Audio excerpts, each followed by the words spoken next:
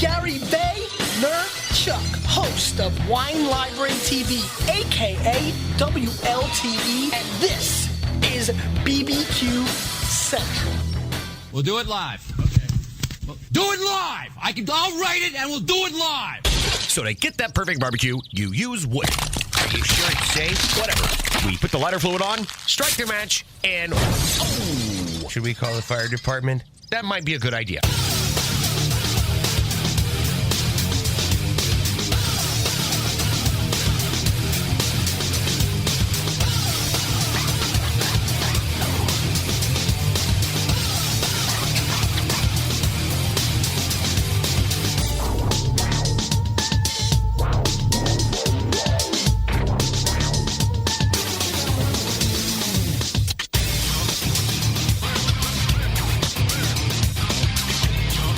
All right, good evening and welcome to the really big BBQ Central show.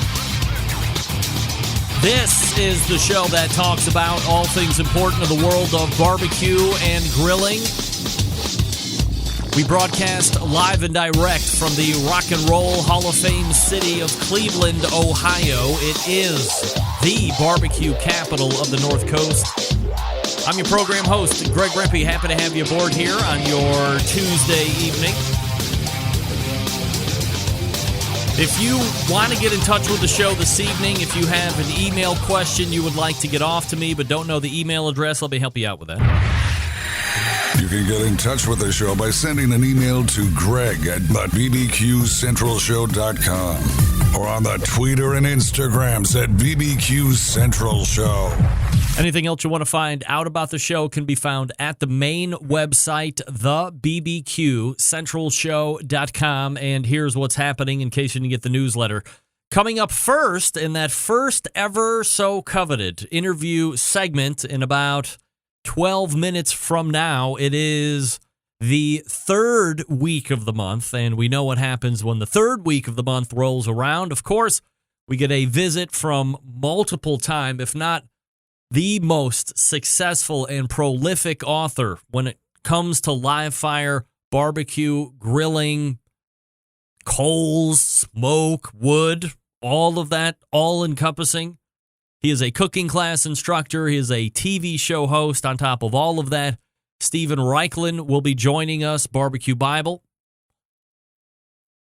And then 35 past the hour, we'll be joined by a guy who has been on the show a few different times.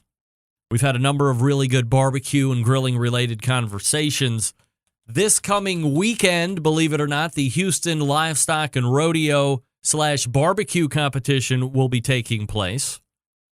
Last year, he was first in ribs, believe it or not.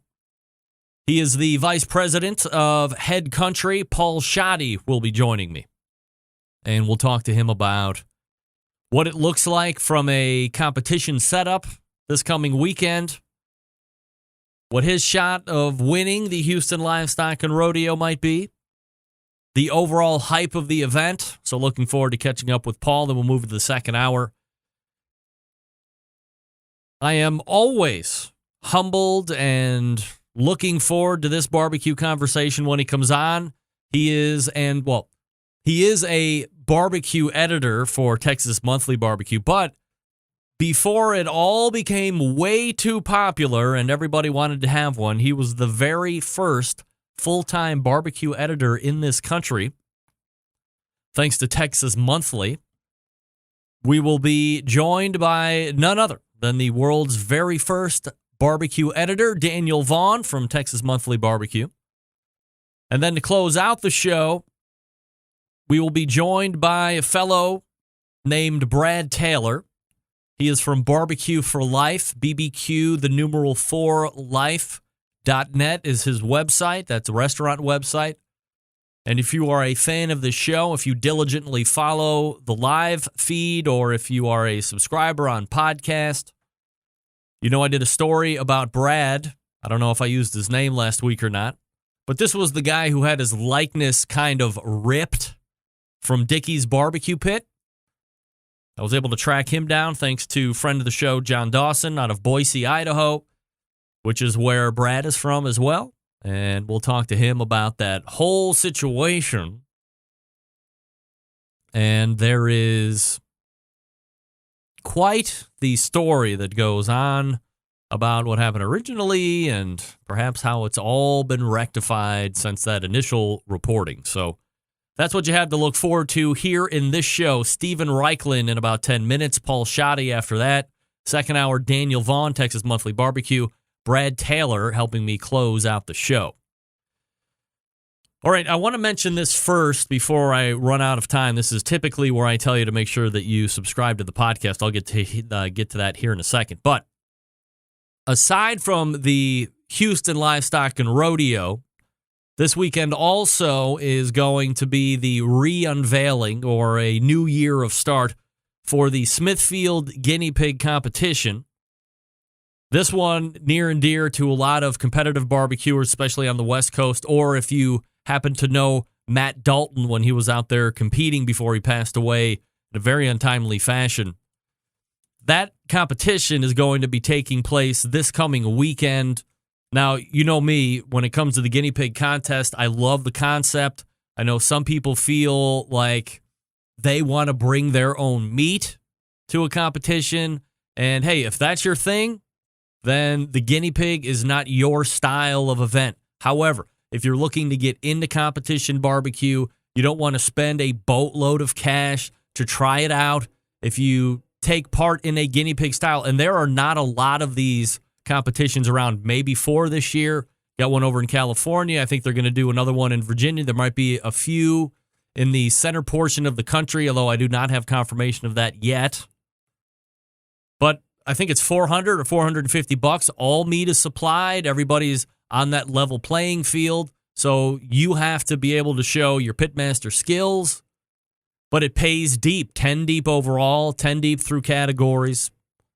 So it's really providing incentive for people to get out there on the competition scene if it's something that they have often thought about doing, but as they do their due diligence and find out what the cost of it is or what people are recommending they get or purchase in order to be competitive right off of the bat, people might get a little bit of a sticker shock as far as that's concerned and go, maybe competition barbecue isn't for me. Hey, I'm the host. I've always railed against competition barbecue. I've always said that's not for me for various reasons. You can go back through the annals of this show and hear why I think that, although I have no trouble interviewing those pitmasters who do very well in the competition circuit. I love doing that.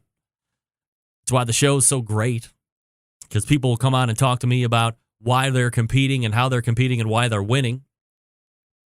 But in this instance, this Smithfield Guinea Pig event is really good because it does control costs. So again, if it's a first time or a second time out, you don't want to feel like you have to break the bank in order to be competitive, or at least to get a chance of sniffing a win or a category call or both, then this is an event that you're going to want to try and seek out or pay attention to. So congratulations again to Sterling Ball, Big Papa Smokers, everybody there at that team, Smithfield, for getting on board with this and doing a sponsorship and doing that cost-controlled event, making it into another year. And if you talk to Sterling Ball about it, you know, it's not a money maker, that's for sure. Hard to put on, hard to get people behind it. But once you do it, you realize that, A, this isn't just a competition for beginners. Savvy vets are signing up for this because they realize the payout. I think it's something like 60% of teams that show up for this, because it is capped at a certain number as well, are walking away with a check. Very cool concept. One that I thought would be catching on perhaps a little bit more, but you know, barbecuers very ardent in their ways, not really liking the change, want to have control of everything, so they don't like the fact that well, not everybody doesn't like it, but some don't like the fact that meats are provided for you, all that good stuff. So, once again, congratulations to Sterling Ball for unveiling yet another guinea pig, Smithfield guinea pig, this one, the Matt Dalton Memorial. So, shout out to Matt as well. We miss you every day, buddy. Now, reaction to the Justin Margus throwing the Rectech grill off his back patio was nothing short of insanely popular over the last week. Many requests flooding into my email box asking me to forward the video, which has been taken off of social media. But of course, as we all know, once it is on social media for even a half a second. If somebody thought it was cool, they've either screenshotted it. They took a screenshot of it, or they've recorded it on their phone. And now it is up there forever. He wrote me an email. It said, "Hey, Greg, I'm sending you this email in reference to the video about me chucking that China crap into my yard after it almost burned down my home. Just to clarify the 6 out of 10 rating, I considered a Weber kettle 9 out of 10. 6 is also my opinion after one use. Several uses later, I had become more disgusted with it, as you can see in the video. I was even prepared to douse with a fire extinguisher. Admittedly, I had a few scotches that night. For some reason, it's like truth serum for me, and Facebook seems like a good place to vent. Not the wisest thing to do as a professional barbecuer. I value feedback on my products also. I contacted the RecTech rep that I received the grill from, and he told me that the problems didn't seem to really care about. I said if RecTech wanted to hire me for some research and development, I'd be happy to help in that regard. His exact response was, "Nah, we're good." Left it at that. So, to get through the email, he paid like a quarter from the dealer who wouldn't want to take any money anyway originally, but so he technically did purchase. And he's quite the good competitive barbecuer as well. Won the Houston Rodeo Chicken Division 2 years in a row. So appreciate Justin for writing in and clarifying a little bit in that regard. Sure, he'll be cooking this coming weekend at the Houston, so good luck to you, Justin. All right, folks, let me talk to you quickly about the newest sponsor of this show, Traeger Grills. Happy to have them aboard. Maybe you saw my man Chad Ward on the newest Dan Patrick and the Danettes commercial where they were at a golf course. Chad was cooking up some tri-tip on that Timberline 850. Then Dan got in a little swing work with some really popular swing golf coach person, who I don't really know anything about golf myself. But here it is, right? Timberline is a higher end model. There's the 850 and the 1350 or 1300, I believe. And then you have a Pro line, which is a little less expensive, something maybe a little bit more for the backyard warrior that is only cooking a handful of times a month or less. And you're trying to find that good medium between economy and quality. That's the Pro Series for sure. Then you have the Timberline, as we talked about, kind of that higher end. Really unique in engineering, unique in size, unique in connectability to cloud-based services. If you're looking to step up the pellet game, this is a line of cookers that you're definitely going to want to take a look at. Capacity is outstanding on both. Performance is outstanding on both. And for the price, getting a lot of features, benefits, bells and whistles, if you will, and convenience of pellet cooking. It is real wood, so you can mix around with flavor pellets if you want to find that distinct flavor profile that fits your palate, your family's palate. You can be the king of the cul-de-sac. And, of course, if you're in competition barbecue, they're doing very well on the competition circuit as well. How can you get yours? Great question. Go to TraegerGrills.com. That's TraegerGrills.com. Look for them expositioning in many different places, not just live fire. They'll be at NBBQA, which I will be at the middle of next month as well. They will also be at Hearth Patio and Barbecue here in a couple weeks in, where is that? It is in Tennessee, I believe. Why can't I think of it? You know, where the music, Music, Tennessee. Anyway, BNA, that's what all right. Hey, we're back with Steven Raichlen right after this. Stick around, I'll be right back.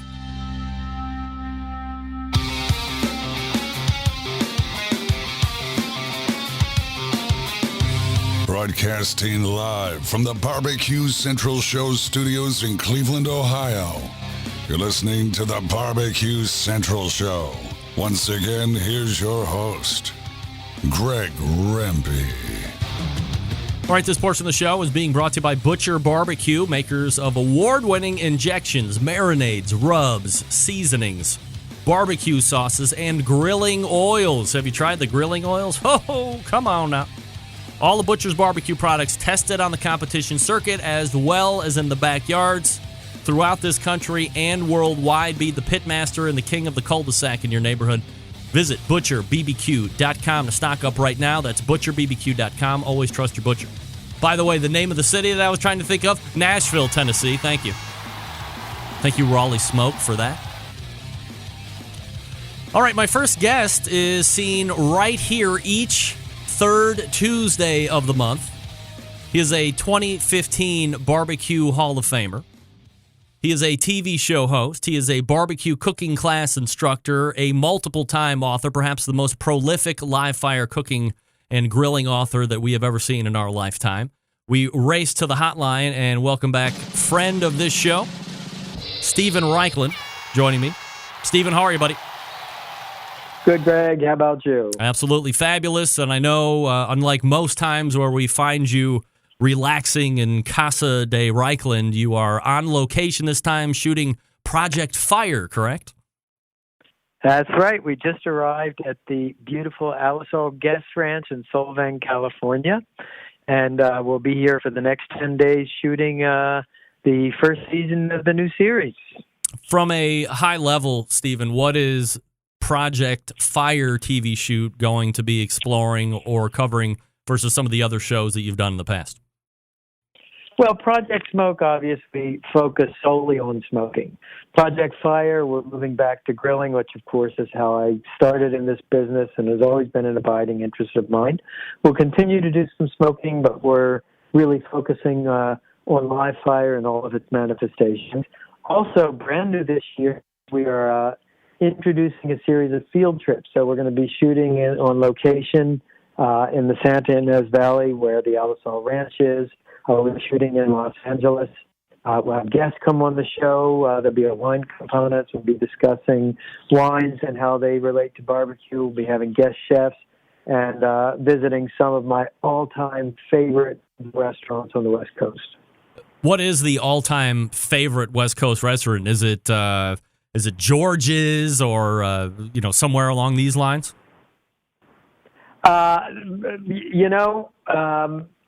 We have identified 5 in Los Angeles, and I want to keep them under wraps until the show comes out. But let's just say that 3 of them have wood-burning grills. One of them has made charcoal kind of the focal point of the kitchen and almost a fetish of the dining room. You're going to see live fire used on foods you never dreamt you could grill. You're going to see the biggest pork chop in the whole of Planet Barbecue. Really excited about that aspect of the show. How big is the biggest pork chop in pounds? If you imagine a cross-section of a hog, and it starts at the spine, it ends in the belly, but that's one serving connected by one bone. That's what we're talking about. Holy moly. That's a big bone. Exactly. That's a big chop. Hey, this is Project Fire, man. This is barbecue bigger than life. That's right. Here we go. When you're supporting a book with a TV show or trying to capture the essence of the book via the television show, obviously you can't do every single recipe and all that. So how do you go through and decide? Greg, you faded there for a minute. You there? Yes. Can you hear me? You just faded out. Hello. I can hear you. Can you hear me? Yep. Gotcha. No problem. When you're shooting this show and it's Project Fire, so we're again in support of the book, when you can't do every single recipe, of course. How do you go through and decide these are the ones that we're going to show on television that you feel they're kind of best giving the best representation of the work?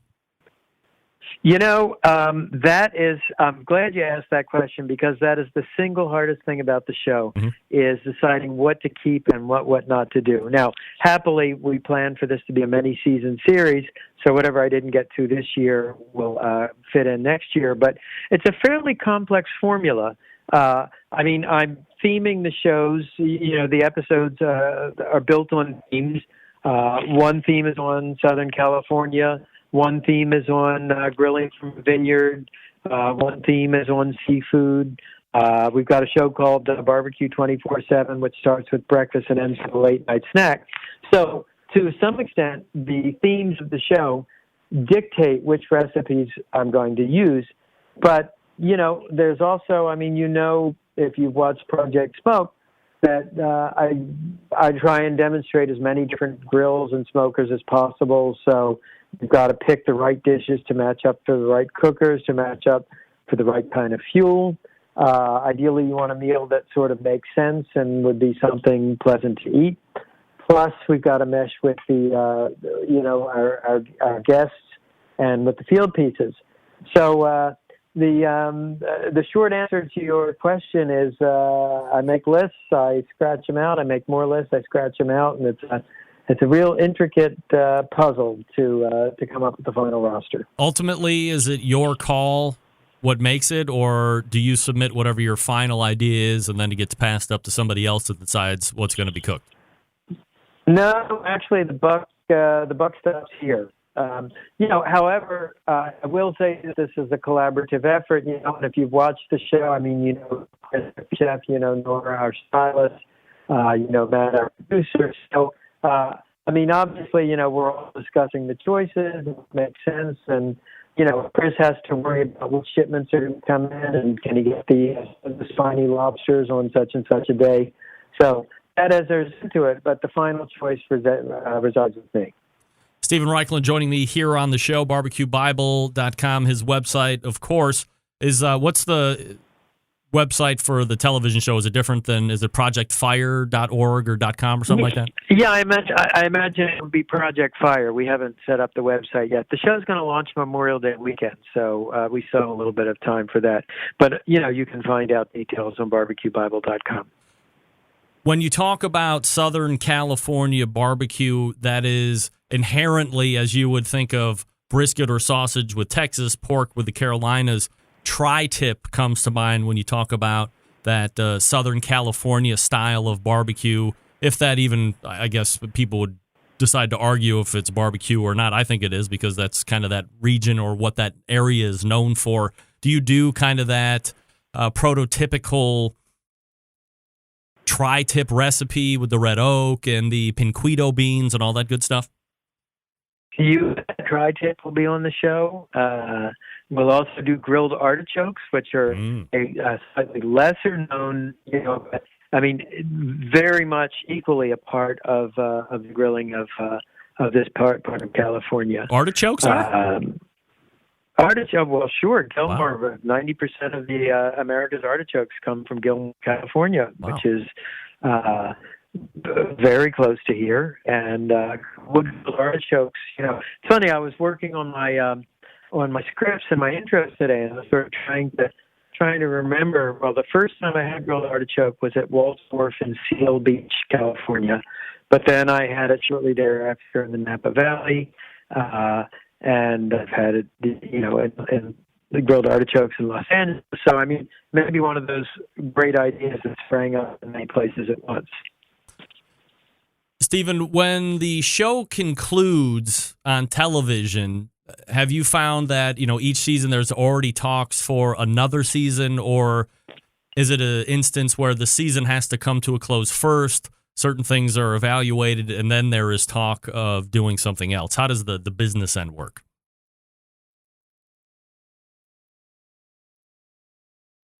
Stephen? Yes, I'm here. Oh. I heard that, but I heard you. Okay, no, yeah, you're fading out just a little bit. Yeah, we're in a pretty remote area. It's gorgeous if you, the ranch is in the middle of, it's a 10,000 acre horse ranch, but it's kind of in the middle of nowhere, so the internet and cell service are a little spotty. But anyway, to answer your question, yes, we're already thinking about season 2. Oh, great. All right. So yeah. From a obviously there's a financial portion that has to be done here to get these shows on television. Do you have does the TV station or whoever, the production company, go out and solicit sponsors? Is that something that you are actively and personally taking a responsibility in and trying to press that? How does that portion work? It's a team effort. And, some of our team have expertise in some fields. I have expertise in other fields. But, if you remember from Project Smoke, we show those behind-the-scenes shots in between the recipes where you see the crew working together. That was very deliberate, because a lot of shows you watch, you get the impression that there's one guy or gal on the set, and that's all there is to the TV show. But there are 20 people working here day and night for months to make this show happen. And that's true of fundraising. It's true of the production. It's true of everything that happens with the show. Stephen, how do you view yourself as a host now as you enter in and starting to shoot Project Fire versus that guy that was on PBS doing Barbecue University, kind of where actually I was first introduced to Steven Raichlen and that whole deal when you were shooting at the Greenbrier back in the day? How do you compare and contrast you as a host then and now? Well, back then I was absolutely terrified. It was a very difficult, awful experience, and the minute the cameras went on, I froze up. And now, I've done it enough to I feel more comfortable in front of the camera. I sort of understand more how the show goes together. I mean, it's even a funny little thing that when I'm cutting or tying or seasoning, I'm thinking about how the camera's going to follow my hand. So we have something that we call snaking, where if you start at the top and you come across the row, then you snake back to the second row, then you snake to the third row. And to do that, for that camera that's following your fingers very closely, to make it easy for them to do their shot. I would say that, with practice, you get a lot more comfortable. It's some people. For me, it was very unnatural to be in front of a camera. Another difference is that I'm first and foremost a writer, and for many years, writing books is how I communicated my experiences about barbecue. And talking to a camera is very different than writing. I have to kind of stop thinking like a writer and start thinking like a TV host. So that's kind of been a piece of it. With the new show, I'm very excited about getting out in the field now. I had some great experience with this when I was in Italy doing the Italian show, which, by the way, if any of your listeners are in Italy, called Steven Raichlen Grills Italy, and it starts airing on March 6th. And that show had about half the show as a field segment in the field. So that was a whole new set of skills and challenges for me, which I must say I love. I love being in the field doing those kinds of segments. So I'm looking forward to introducing that into the new show. Steven Raichlen joining me here on the show, getting ready to shoot the new show and /season, Project Fire. It was Project Smoke last year. It's going to be Project Fire this year. And again, that's starting Memorial Day weekend, right, Steven?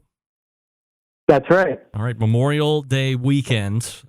So stay tuned and check your local listings for that. Obviously, we'll pump it up here as the months go on. But Steven, always appreciate the time. Thanks so much for doing it. Greg, you do such a great job, man. All of us in the barbecue community, thank you for your efforts and your great job. All right, I appreciate you saying that. There he is, Steven Raichlen. Come on.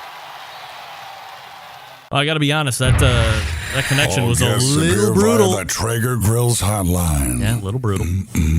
Had to dump out of that early. Yeah, no fault of Steven's, of course. When you are on I think, did he say 10,000 acre horse farm? In the middle of nowhere, if you're describing where you are to me, if the phone connection, the worst thing that has happened to not only internet-based shows and terrestrial radio shows and satellite radio shows is what? What? The cell phone. Oh, dear. It is both the best thing that has ever happened as far as a technological advancement. It is also the worst thing that has happened in regards of technical advancement, specifically as it relates to these kind of shows. You got somebody with a bad phone connection, and of course, they don't want to have a bad phone connection. I understand that. I get it. If you're describing where you're at as being in the middle of nowhere on a however many 1,000-acre horse farm, and that the internet and cell phone reception isn't that good, yeah.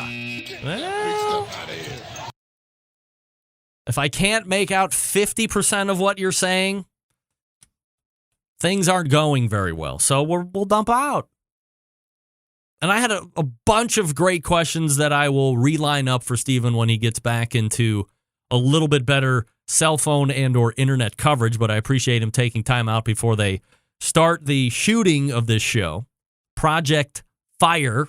Again, it was Project Smoke for 2 seasons, I believe. He's already been green-lighted for a 2nd season of Project Fire.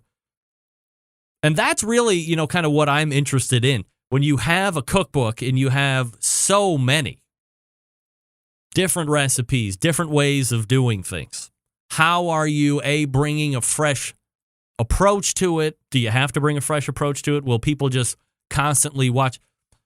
If BBQ University at the Greenbrier was on television over this weekend and I had nothing to do, like sports, because I have that going this weekend, I would sit down and watch all of the episodes from front to back. If somebody sent me all of the seasons of BBQ University with Steven Raichlen, I would sit there and watch them over and over again. I don't know why. I just like doing it. So when you have a recipe book, how do you go through and pull out what's probably going to end up, I don't know if it's an 8-week or a 10-week show run for that Project Fire.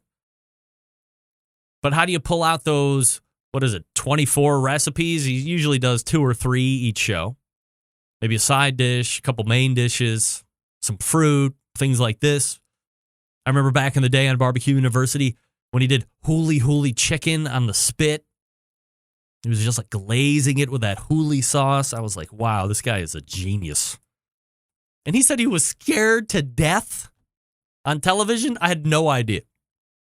So, Steven, if you're listening, and I think I can speak for the majority of us who have never been on television, if the camera was turned on us, we would be pooping ourselves, number one. So we're right there with you. But secondly, and perhaps more importantly, from my perspective, I had no idea that you were nervous whatsoever.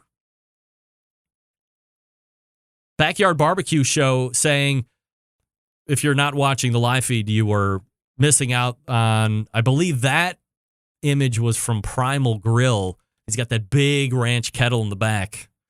Kinger's saying, hey, I'm eyeing that Weber kettle ranch in the back, that ranch kettle in the back. Me too. I need one of those.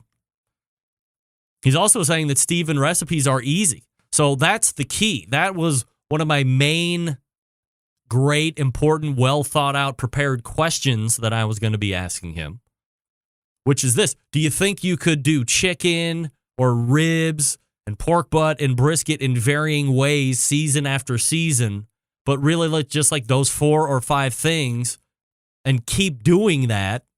Would eventually you become boring to the audience, or do you think people would tune in? Like if you think like me, I think you could just watch it. If you vary a little bit here and there, you could probably be on for 5 or 10 years. Or do you constantly need to push the envelope when it comes to TV in order to keep the interest? That's the question that I wanted to ask. We'll ask him next month.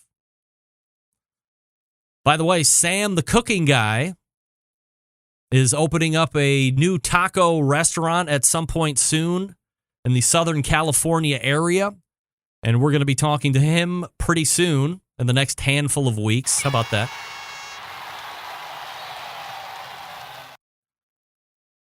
Planning, thinking, and anxiety are his 3 keys right now. No doubt. Anything about opening a restaurant really gets me nervous. Easy to say. Not only somewhat nervous, but really nervous. For all you people that are out there that find the testicular fortitude to actually go out and open a restaurant, congratulations to you for doing that. That is tough stuff. I was talking about raw hamburger meat last week. Tiger burgers or tiger meat sandwiches. And I got an email from SM Lebs on the emails entitled Raw Hamburger Meat. Says, Greg, my grandmother started with me eating raw hamburger in the 70s.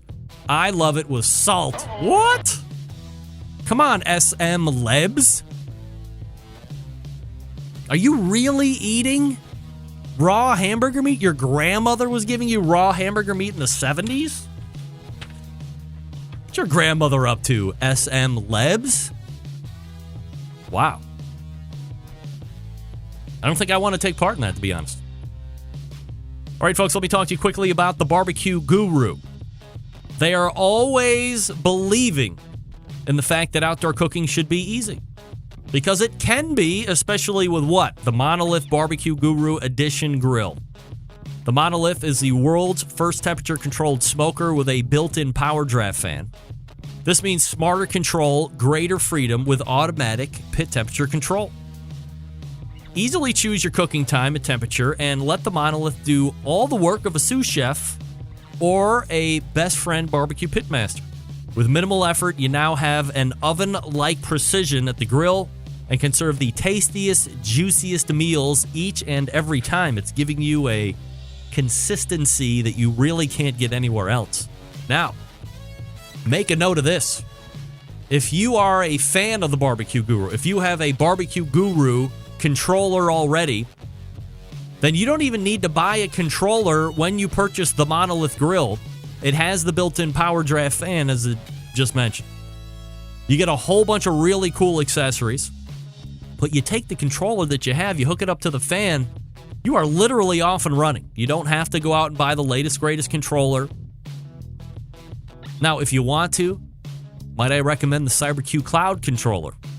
Let you hook up to Wi-Fi, let you start graphing and charting and archiving all these cooks. Check in wherever you want to see how everything's going. That's the high-end tech right there. However, if you have a controller already, just hook it up to the fan and you are off and running.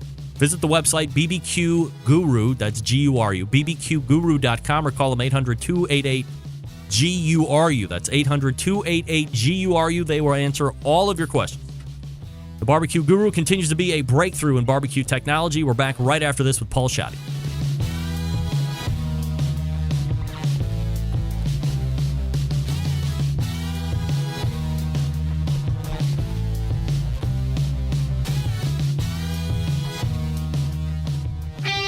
Ready to get on the air? Call 216-220-0966. Now, let's get back to the LeBron James of barbecue talk. Greg Rempe.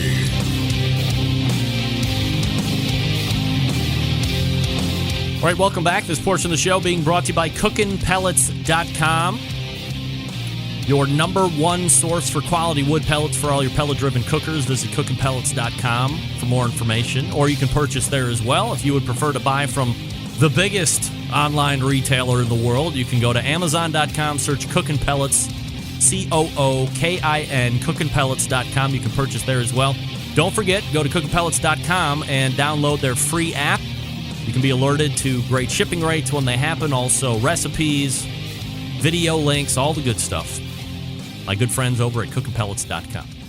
All right, one of the biggest barbecue competitions during the course of the year, it's so unprofessional, takes place this coming weekend in Houston, Texas. My next guest will be competing in that event once again. Here to talk about it, the vice president of Head Country Rubs and Sauces. Let's go ahead and race back to the Traeger Grills hotline and welcome friend of the show, Paul Schoddy. Paul, how are you, buddy? Hey, Greg. I'm doing just fine. And you? I'm doing absolutely fabulous, Paul. Appreciate you asking. And, of course, appreciate you making time for the show, as always. So, big weekend coming up, right? We have the Houston Livestock and Rodeo / barbecue event coming up. Certainly one of the biggest ones in Texas. But I contend that over the last handful of years, if not a little bit more, this is becoming one of those events that everyone, regardless of sanctioning body, is looking to shoot for and win. Have you noticed yourself kind of a rise or a uptick in popularity of this event? Oh, for sure, Greg. You know, this event is very popular, and people have been, you know, striving to be there for years. And I was on a waiting list for 15 years to get in, and so it's a prestigious event to cook in. That's for sure. How do you get in, Paul? Do you have to just sign up on a waiting list and hope that you make it through your days before you miss out, or do you have to spend money somewhere and ask for a favor? How does it work? It's a combination of things. obviously you have to rub shoulders with somebody you know, and that's how I got in years ago with I grew up in Houston and got to know some people that competed in the contest that were old high school friends. And one thing led to another, and then with the use of Head Country barbecue sauce and seasoning, I got on board, and that's where the relationship started. Now, you are the pitmaster of Head Country competition barbecue team, but if I'm not mistaken, you're kind of the head cook for a different named team for this event. I am.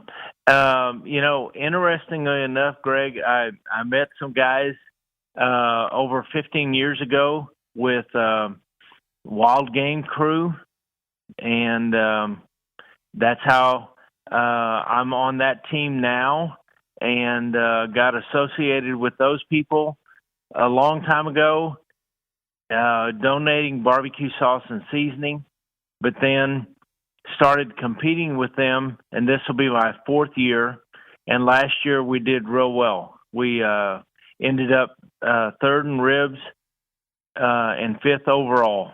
So it's just camaraderie, friendship, and having a good time. When you are pitmaster of Paul Schotte's Head Country team, you're running a program one way. When you are aligned with a different team, but one you have been cooking for with a number of years, does the program change at all, or how do you compare and contrast cooking as the head pitmaster for your team, Paul, and then for somebody else's or a different team? Greg, I take my same concept whether I'm cooking under Head Country or with somebody else, and I just have a good time teaching people, enjoying the camaraderie, whether we win or not. I always like to win, but it's just a lot of fun. And so I bring the same concept, and I will this weekend with the people that I'm cooking with, and we'll have a good time. Paul Schotte joining me here on the show. Headcountry.com if you want to check it out. If you've never had their rubs or sauces, I highly recommend you get over there and buy it all out. Paul, this is a non-sanctioned event. If you're any type of a fan of competition barbecue, regardless, there are some sanctioning bodies out there where you have to be certified judge, or you're cooking and turning in this many pieces or that many pieces. How does the Houston Livestock and Rodeo Barbecue event transpire as far as rules and judging and all this stuff? Well, it's changed a little bit this year, Greg, in the fact that it's become more of a IBCA Texas style contest, in that if you have one space up to 4 spaces, which is the most you can have, you're going to turn in 3 meats. Chicken, ribs, brisket. And so it's kind of even and leveled out the playing field. And this is the first year in the years that Houston has done this contest that it's going to be a little bit different. And it'll be fun, it'll be interesting, and you're going to have to be on your game to hit all 3 categories top notch, because that's what your score is going to be based off of. Not just one meat, but all 3 combined. So if you have one spot, you are required to then cook all 3 of the meats, or do you have to have 3 spots in order to be able to turn in all 3? No. If you have one spot, you can turn in 3. That's what's different than in the past. So it's a different contest now than it has been since the Houston Rodeo has been involved. So what's your thought on that, Paul? I mean, I know you're a guy that kind of likes history and how things have happened and maybe aren't anxious for a change, but you're also a progressive guy. You're in business, so you know things have to evolve in order to continue to grow and continue to be viable. Do you like the new setup? What's your thought on that? Oh, I like it a whole bunch. I like the way they've done it. It's a true Texas IBCA contest, and I like what they've done. Last year, as you said, you were top 3 in ribs, or you were a finalist in ribs. What do you think the key to a good Houston livestock and rodeo rib is? Oh, man. Greg, that's kind of a tough question, but, just consistency and go to the game with what you have done. Don't change anything, and just enjoy what you're doing, and just stay with the program. And that's what I did. I've done that rib for a long time, and God bless me, and I ended up 3rd overall in ribs and 5th, or 3rd in ribs and 5th overall. And ribs really knocked it out of the park last year in Houston, because there was 1st, 2nd, and 5th in ribs were the top 5.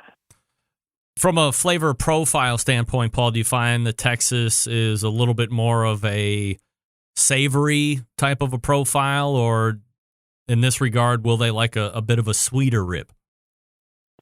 I would say sweet, Greg. A little sweeter. That would be my profile. There's some spots in Texas this weekend, Paul, that are expecting some fairly heavy weather, rain, of course. Are you prepping for that? And I guess the bigger question, better question would be, in general, how do you contend with weather issues when you are cooking? Are you a guy that likes to look at the forecast many days out so you can be totally prepared, or you just kind of show up and wing it and deal with whatever shows up? Well, I don't wing it, that's for sure. Never do. But if I would have to pick a climate or weather profile, I like rain. I just enjoy what the humidity and dampness brings to the overall cooking process. Quite honestly, it might cut a few people out of the mix, but on the other hand, I really enjoy, again, the humidity and what that brings to the moisture of the meat. So I'm looking forward to a little cloudy, a little drizzly, a little rain down in Houston this weekend. Do you cook on the same barbecue pit that you would be competing on as Head Country, or do you have a different one with the Wild Game crew? No, I've got my same pit. I don't waver from what I'm cooking on, whether I'm cooking under Head Country or somebody else. And Wild Game crew is some really good friends, and they support the Houston Livestock Show and Rodeo and what they're after. And they asked me to come compete with them a number of years ago, and that's why I'm there. So I'm looking forward to taking my Jambo pit down there tomorrow and having a good time. Paul, let me switch it up here just for a second. And last question, and I appreciate the time as always. I actually got this one via Facebook from Paul saying, hey, Greg, could you ask Paul from Head Country if there are ever plans to distribute into the Great White North of Canada? We love their sauces, but we can only bring so many bottles back at a time when we visit south of the border. So what do you think? Any chance of getting into Canada, or is it available up there and we just don't know it? We do have some limited distribution in Canada through, some distributors. So I would ask them to contact me through my email, which is pscha TTE, Peashotty, at headcountry.com, and I'll put them in touch with our Canadian distributors. But yes, we are expanding, and Greg, maybe at another time we can talk about international competition, international experience with barbecue. Talking to Carolyn Wells just recently at KCBS, international barbecue competition is huge, and those people are eager to know about what we do here in the United States. So I would like to expand on that at another time with you. Paul, we're coming up on the first quarter of the year, kind of coming to an end from a business standpoint at Head Country. Everything is good on your end? Oh, yeah. Doing well. Head Country, if you look at the top 50 barbecue sauce manufacturers in the United States, we rank number 8. And we're proud of that. And look forward to being whatever number higher we can get, But, Greg, it's always a great thing to be on Barbecue Central and talk about the great thing about barbecuing. You can go to headcountry.com and check out the sauces and the spices. We're talking with Paul Schotty. He's going to be doing his best with the Wild Gang crew to take it all in Houston this coming weekend. And if he does, by the way, he doesn't know it yet, he's going to be back on the show recapping the big win. So show karma headed your way, Paul. Appreciate the time as always, my man. Thanks so much for doing it. All right, Greg. Take care. You got it. There he is, Paul Schotty from Head Country. All guests appear via the Traeger Grills hotline. Yummy. And that website is headcountry.com, just like it sounds, HEAD. And if you have never had Head Country sauce, are you kidding me? You are doing yourself one of the larger disservices you could possibly do to yourself. Many different flavors. The apple habanero is raging across backyards and cul-de-sacs here in the Rock and Roll Hall of Fame city. I suggest you get over there and try it. Of course, the original is outstanding as well. Hey, folks, Big Papa Smokers is the one-stop online shop for all things barbecue. Their curated selection of only the best outdoor cooking and grilling supplies will get you on the path to better barbecue results in no time. Everything at BigPapaSmokers.com has been Pitmaster approved by Sterling Big Papa Ball himself. From award-winning rubs and sauces to the American-made grills and smokers, Big Papa Smokers has something for every type of outdoor cook. Whether you are a backyard hack like me or competition pro, we got something for you. How about their championship rubs and seasonings, popular flavors like Sweet Money, Cattle Prod, Cash Cow, all proven winners on the competition circuit and in the backyard. Big Papa Smokers offers 13 perfectly balanced flavors that will transform ordinary meals into extraordinary.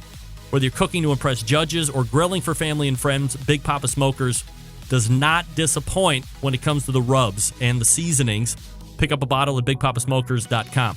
Looking to improve that competition flavor profile, Big Papa Smokers has combined with Simply Marvelous Barbecue to form what is known as the West Coast offense.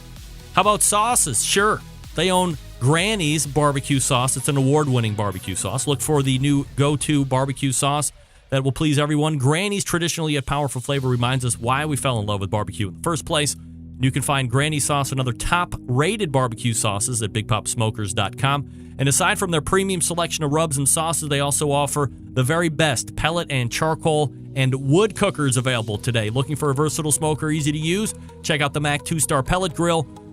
Big Papa Smokers is the exclusive Mac dealer and even offers special packages. If you're not a fan of the pellet cookers, trust the Old Hickory Ace BP because it's the one that Big Papa trusts on his competition trailer. And if you're a backyard person like me looking for a durable and versatile grill that will last forever, the M Grill from Texas is just what you need. They're built like tanks. It's clear that Big Papa's is the place to go for all things barbecue. Every product featured on their website has been hand-selected to help you barbecue better. Boost your skills with the help of Big Papa Smokers, the number one online barbecue store. Call them at 877-828-0727. That's 877-828-0727. 0727 or shop their website, bigpapasmokers.com. That's bigpapasmokers.com. All right, we're going to wrap the first hour as we come back. You're listening and watching the Barbecue Central show right here on the Barbecue Central Networks.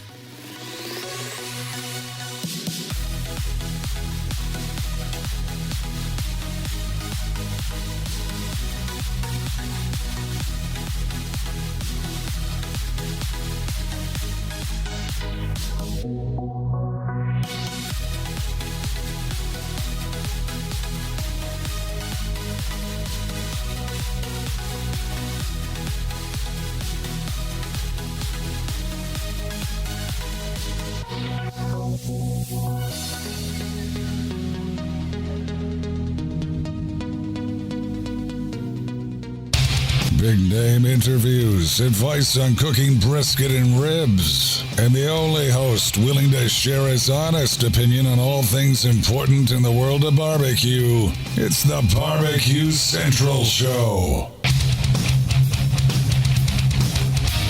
Thanks again to Paul Shoddy for joining me last segment.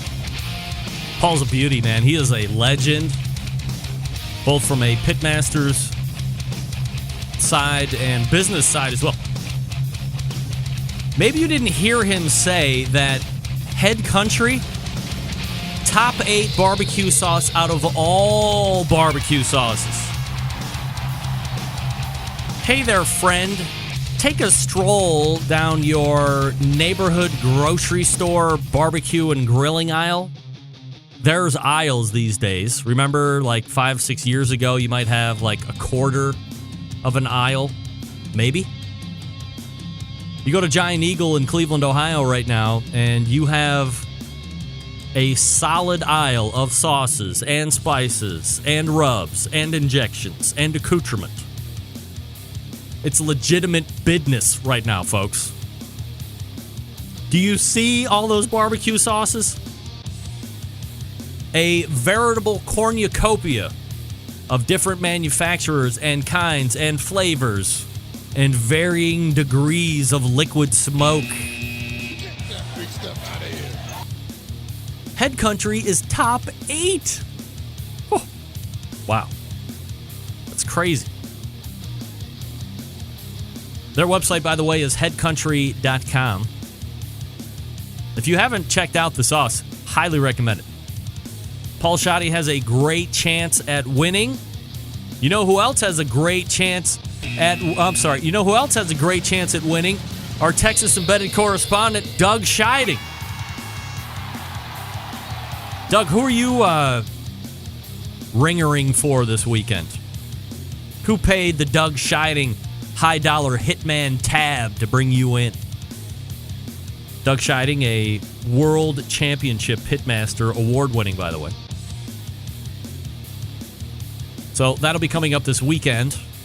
Again, the Smithfield Guinea Pig Matt Dalton Memorial will be taking place in California this weekend. Good luck to everybody competing there. Obviously, the Houston Livestock Rodeo, a number of other competitions that will be taking place this weekend. Those are two notables.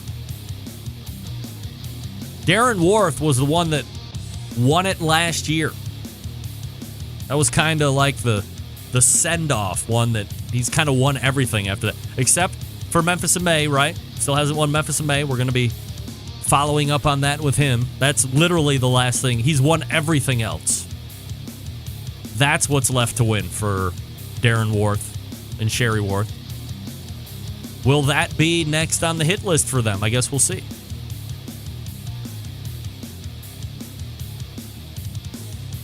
I have a great story to tell you about brisket and why it is good and healthy for you. I don't know if we'll get to that this week or not. I've also been dying to get to my pork belly cubes. I'm sorry, my swine cubes. Not pork belly burnt ends, my swine cube cook that I did now probably well over 2 months ago. Maybe it hasn't been that long. Maybe it has. I got pictures. I got a whole situation as far as that's concerned that I want to talk to you about. But I digress. We'll step away and get ready for the second hour. You're listening and watching the Barbecue Central show right here on the Barbecue Central Network. Stick around. I'll be right back.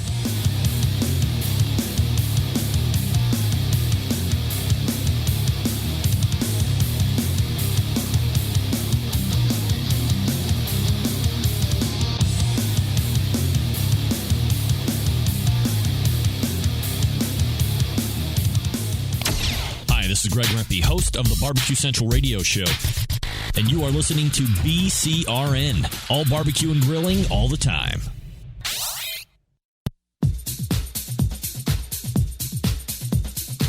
Happy to have you aboard here for the really big barbecue show.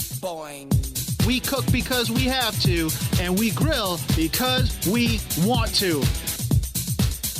Hit me! Fine, how's it going? You have a great show. I'm a big fan. Boing. So what seems to be the problem here? This man looks like he's dead, and he's in the crackle. Charbono! It's all about the charbono, dude! Succulent fish. What? He ate 54 wieners. Now listen, Libertius, shut your face. I'm shaking like a dog shit peach seeds. We have top men working on it right now. Top men. All right, just like that, we are into the second hour. Hello. An outstanding decision on your part, Centralites. You have found the Barbecue Central show. If you missed the first hour, what happened? What? What are you doing? There couldn't possibly be anything more important than taking in this show as it is transacting live. However, let me tell you this. If you somehow missed the first hour or you missed my interview, although a little abridged, with Steven Raichlen or Paul Shoddy, never fear. The show is constantly being recorded as it's happening live. That's why we do a podcast. So you can go to iTunes, you can go to Google Play, you can go to all of the varying podcast platforms and subscribe to the show. Typically, there's a search bar somewhere, and you can just type in the BBQ Central. That's usually enough, depending on what platform you're on, to pull up the show. And once you see it there with the grill and the orange and black colors and all that stuff, just hit subscribe. And when there's new content added to the podcast feed, you will be alerted right on your handheld device. Now, the easier way to do that is visit my website, thebbqcentralshow.com, and then add /subscribe. Or you can just go to the main website and click on the subscribe button at the top right of the navigation. And then click your particular platform device. It will give you the download link. Easy to do. You can even subscribe to the podcast via email. You don't even need a smart device as long as you have a computer or a netbook or a Chromebook or a tablet. You can visit the website and sign up through email. Of course, you do have to have an email address.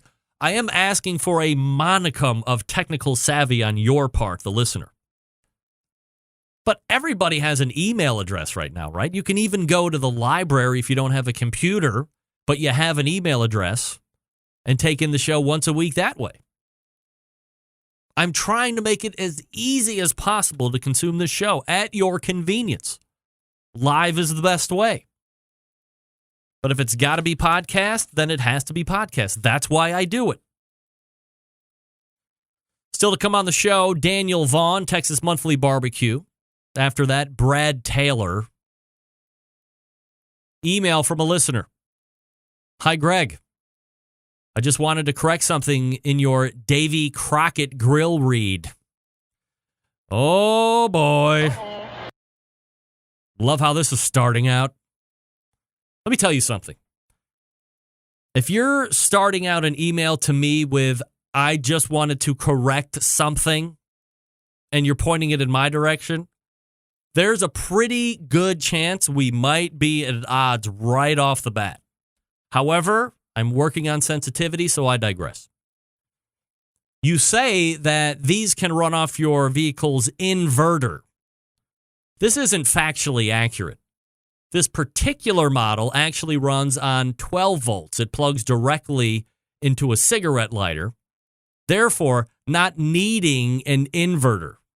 It's only when you use the grill on 120 volt that a converter is required. Anyway, not a huge deal, but I've heard you say that it needs an inverter for the car for a few weeks now. Figured it was worth pointing out. Okay, well, First of all, thank you for pointing out the folly in my ways. In my defense, I would just like to say that I have been calling it an inverter incorrectly the last couple weeks. And I know in my head that inverter is wrong, and I just should not say it, but I do. It's bad on my part to say it. I get it. It's not right. It's not factually accurate. I don't know why I said inverter. Darn it. Because I know it's wrong. But now we're going to start pointing out one thing that's factually inaccurate about your paragraph, sir. And it is this. The part of the paragraph that says, this particular model actually runs on 12 volts. That's correct. It plugs directly into your cigarette lighter. I don't think they have those anymore. That's not factually accurate. It's just a 12-volt outlet or plug. Who smokes anymore? Somebody smoking cigarettes in a car? I don't think they have those anymore. Unless you're driving like a 1982 Datsun B210, which is a classic. Then you might have a cigarette lighter. But if it's anything in the last 10 years, there's no cigarette lighter in there. It's just a 12-volt outlet. That's factually correct. He goes on, I also have a couple questions regarding the larger Green Mountain Grill. Would you say that one imparts any more smoke flavor than the other? I've been wondering if the Jim Bowie would put out a little less smoke at a given temp than the Daniel Boone. Have you noticed the difference between the two? I plan on buying one. It will be the Jim Bowie if it puts out the same level of smoke as the Daniel Boone. If not, I'll buy the smaller Daniel Boone. I love the Davy Crockett. The Davy Crockett is a cooker that I purchased for convenience for when I don't have time to cook full-flavored barbecue on my stick burner. It sure does a nice job, though. Only thing that I really don't like is the Wi-Fi. It just isn't dependable. Not in point-to-point even. Have you noticed any problems with yours? Green Mountain Grill replaced the controller under warranty, and it's actually gotten a little worse. I gave up on that feature. That said, it is a cooker. Cooking meat is the important part. Laugh out loud. So let me answer some questions there. I have both of those cookers. I have not noticed one cooker producing more smoke than the other. I have not had the same Wi-Fi issues that you have had, so maybe I'm lucky. But I typically don't go for the Wi-Fi because I just like kind of being around it and making sure everything's going okay versus depending on Wi-Fi. Not saying that anybody's depending on Wi-Fi. I get it's a great feature, but I don't notice more or less smoke being put up by the Jim Bowie or the Daniel Boone, so I think you're safe for whichever one you want. I always recommend going bigger, so Jim Bowie would be my recommendation, but it's certainly up to you. In closing, I just want you to know how much I get out of your show. Dude, you are a great service to the barbecue community. Thank you. I'm just a backyarder. So am I, by the way. But I follow all the competition stuff. I live vicariously, I guess. I can't afford to compete anyway. Plus, I really don't like the direction the competition barbecue seems to be headed. I'm in Oregon, so there is only one KCBS competition in my town. Maybe I'll try it someday. Anyway, thanks again. Appreciate that email, man. I know, busting a little bit of hump there on the top. I'm just having a little fun. As I know, he wasn't going out of his way to call me a dope on the inverter comment, which again, in my defense, I know was wrong. I just happened to know it was wrong and continue to say it. That's my faults.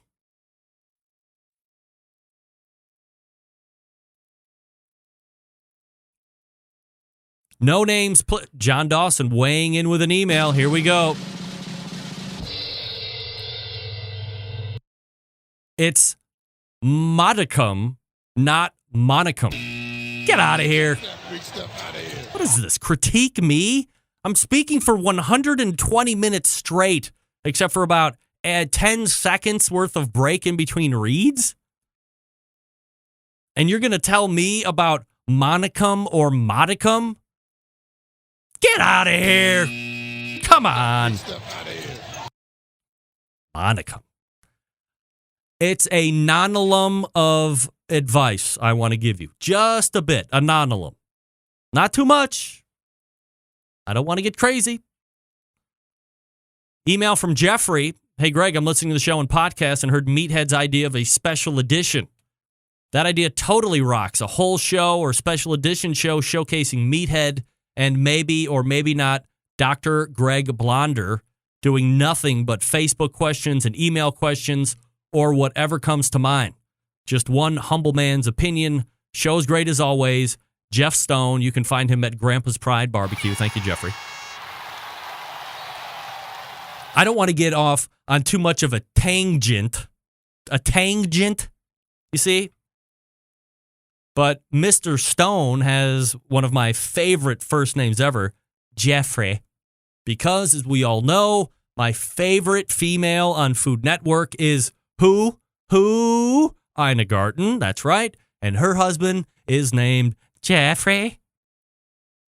Because she loves to cook for Jeffrey and all of his friends at any point in the Hamptons, because that's where she hangs. Her mansion is in the Hamptons, kicking it with the likes of Jay-Z, H. Stern, B. Flay. I think Michael Simon's up and around there too. Everybody's kicking in the Hamptons. I'm going to get there. Don't worry about that.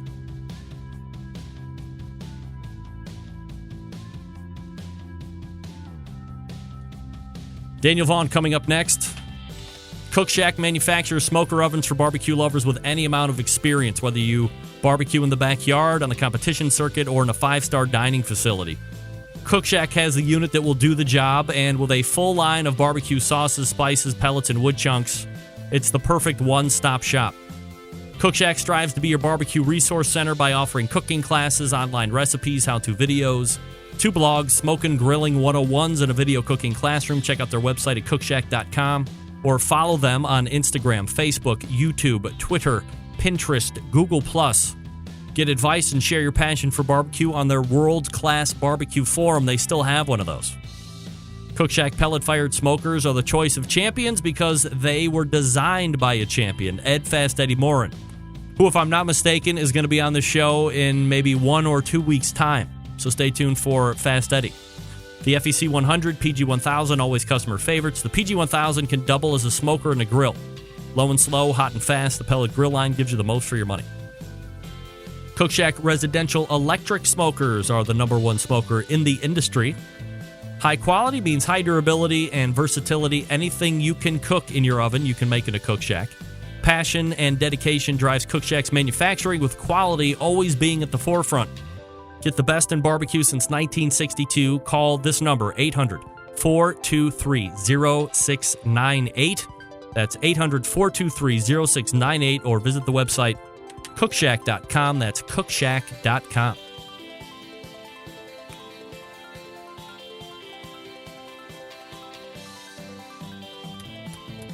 John Dawson re-weighing in.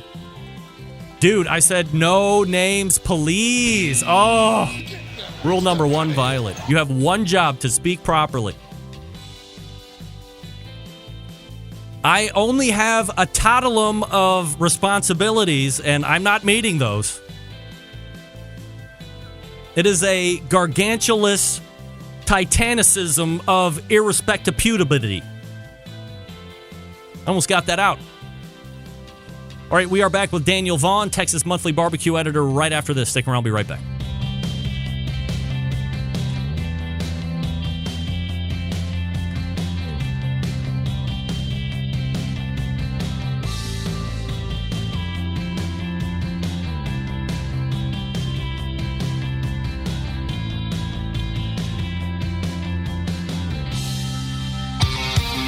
The only show giving you a monthly visit from a doctor of barbecue.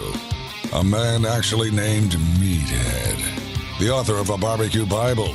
Bloggers, reviewers, competitors, and manufacturers by the dozens. It's the Barbecue Central Show. Once again, here's your host, Greg Rempe. Hey, championship pitmasters are winning with Smithfield. You can too. Commit to cooking with Smithfield this 2018 barbecue season, and you will receive smokin' swag just for participating. Only a few requirements. Sign up, pay a small $25 shipping fee, and you have to be a member of one of the barbecue sports major sanctioning bodies. Be sure to come back and track your first place finishes in pork and ribs and win great prizes through the Walk-In with Smithfield incentive program. Once a Smithfield committed cook, show us your Smithfield hashtag show us your Smithfield on Facebook and on the Instagrams as well. Don't forget that this is limited to 500 cooks to sign up. So again, $25, but more importantly, you do have to be a member of a barbecue sport sanctioning body in order to do that. All right, my first guest in the second hour was the very first full-time barbecue editor for a magazine in this here country. You also see him on this show from time to time, giving his thoughts on the world and state of barbecue. In fact, we have recently agreed to try and do a once-a-quarter meeting in 2018. So let's go ahead and race to the Traeger Grill hotline and welcome back barbecue editor for Texas Monthly Magazine, Daniel Vaughn, joining me. What's up, Buckeye? How's it going? I'm doing absolutely fabulous. You are a Buckeye, right? All right. Come on. Yes, I am definitely a Buckeye, originally from Ohio. Been in Texas now for 17 years. What's the biggest difference? What's the biggest difference? Well, I mean, in Ohio, it's cold all winter, and in Dallas during the winter, you never know what the temperature is going to be when you wake up in the morning. My man, today, 68 degrees, Rock and Roll Hall of Fame City. Not lying. Yeah, I saw the Indians posted that they're in spring training now, and that it's colder at spring training than it is in Cleveland. That's right. It happens every once in a while. We're talking with Daniel Vaughn here from Texas Monthly. Daniel, last time we spoke, we kind of talked a little bit about a golden age of barbecue. So are we still headlong in that era in your estimation? Yeah, there's certainly nothing that's happened to dispute that. There was just here last week, the James Beard Foundation came out with some nominations for chefs and made quite a splash in the name of Pitmasters. Mm-hmm. Back in 2015, Aaron Franklin became the first Pitmaster who was named Best Chef in the James Beard Award Foundation Awards. Now, that was the first one to even be nominated. Right. And here, just last week, they named all their semifinalists this year. And we've got Whole Hog Pitmasters from South Carolina and North Carolina, and Rodney Scott of Rodney Scott's Barbecue in Charleston, Samuel Jones of Sam Jones Barbecue in Winterville, North Carolina, and then Tootsie Tomanetz of Snow's Barbecue in Lexington, Texas. A first-time nominee at 82 years old. She's still going strong in Lexington, Texas there at Snow's Barbecue, which Texas Monthly last year named Best Barbecue in all of Texas. So it's certainly a nomination we agree with. You wrote a great article last week kind of detailing out that specific one. I mean, you did mention everybody else, but you were specifically talking about Tootsie. And, in my estimation, I don't know her personally. She's never been on the show, but I try and follow barbecue as much as I can outside of the competition world. And in my opinion, a true gem of the barbecue industry, maybe even like the best gem ever, that being Tootsie. She was announced as that James Beard semifinalist, as you mentioned. And the funny thing is you're the one breaking the news to her via phone call, right? Right. Well, I was sitting, I was in the airport at the time, waiting on a flight, but I knew that the news was going to come out. I knew about the time that it was going to be released. And so I called her just minutes after the release. I had to kind of explain to her what the James Beard Foundation was and what the award meant. Aaron Franklin, he won the award, like I said. He was also the previous to Snow's, he was the #1 Texas Monthly barbecue joint. Mm-hmm. So when Snow's was named #1, he very graciously went out to Snow's to give Tootsie some flowers to tell her congratulations. So I told Tootsie that this was an award that Aaron Franklin had won, and it was a really big deal. So that kind of perked her ears up. And then she asked me a few more questions about it, but basically was just ready to get back to work. I mean, she was at her day job. She works at Snobs, which is it's only open on Saturdays. So she was at an elementary school doing maintenance, which is where she works every other day of the week. When I called her, and she said, basically, well, she understood that this was a big award after I explained it to her, but she, the name of the James Beard Foundation didn't really mean a whole lot to her, so she basically signed off with, I'll try to get excited about this. I'll work at that the rest of the day here while I'm messing around with maintenance and little ankle biters, right? Right, exactly. So I'm guessing she had more conversations that day that with Carrie Bexley, the owner at Snow's, and probably a few more folks congratulating her that maybe brought it home just how meaningful that nomination was. Do you have any idea how they go about from a picking standpoint or what benchmarks they're using in order to get these nominations out? I don't. So I know that Pat Sharp, who is our food editor at Texas Monthly, I know she's on the committee, but I don't know. And I know a few other people who are on the committee. It's a rather large committee. But I don't really know what sort of arguments they have back and forth, or they're looking for people who really are making a mark, and people who are at the best at their game. I think just since with 3 Pitmasters this year being semifinalists, with Aaron Franklin winning it in 2015, there's a definite shift towards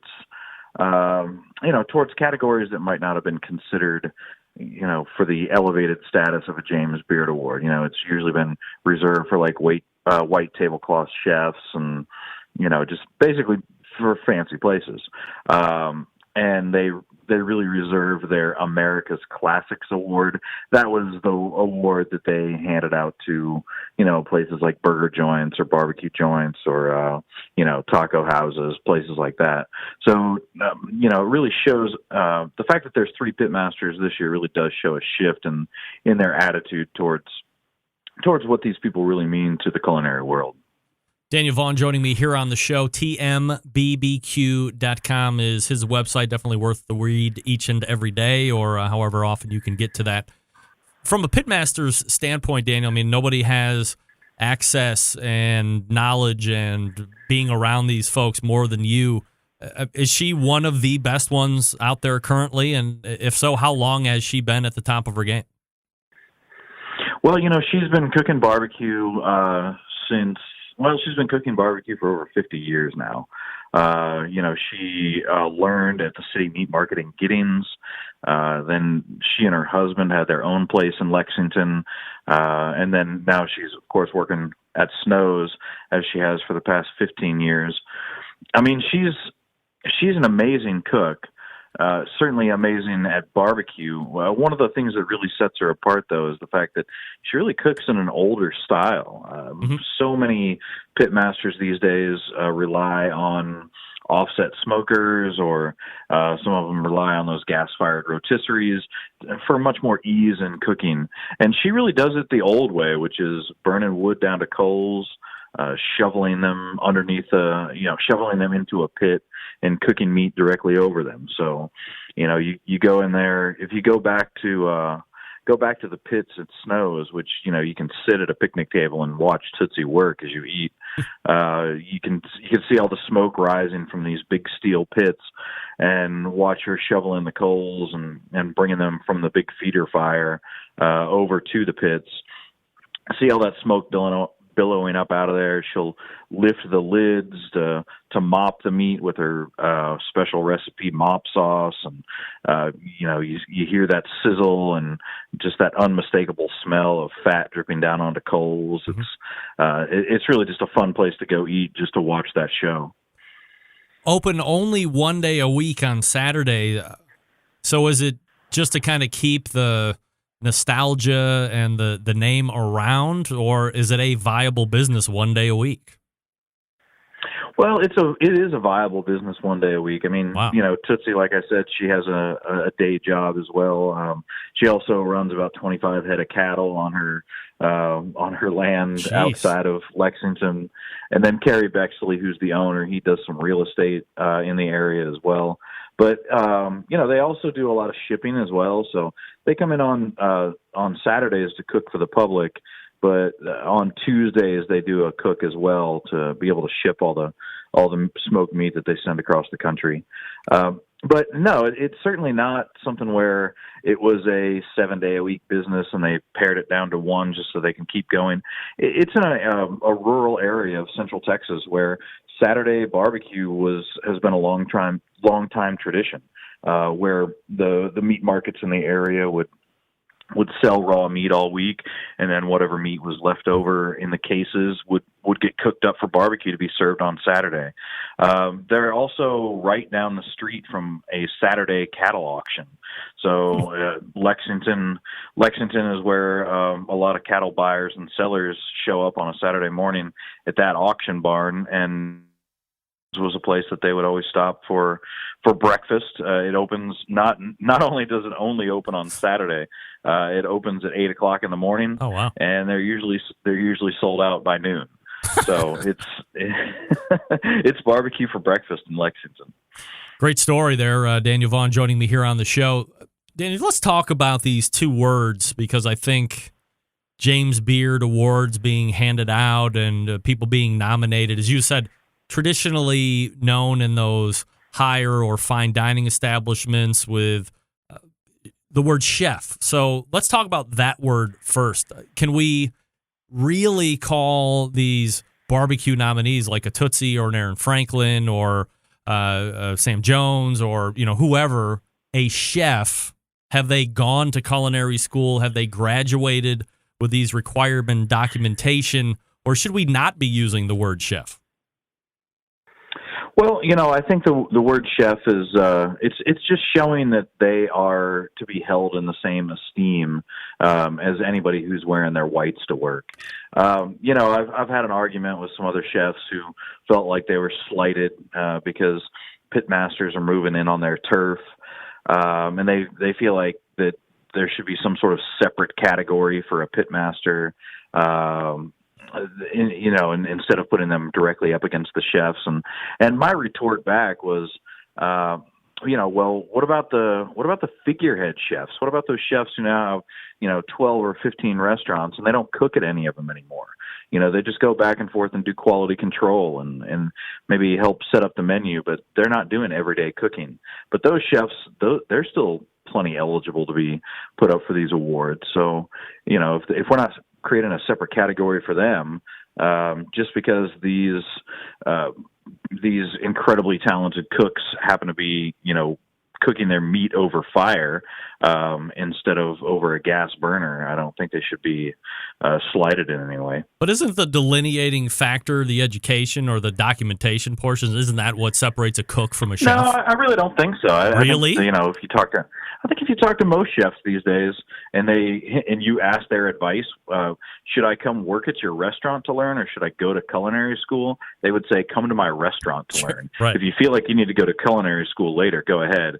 But there are plenty of well-known chefs out there that never went to an hour of culinary school. They just learned everything that they ever knew in a kitchen.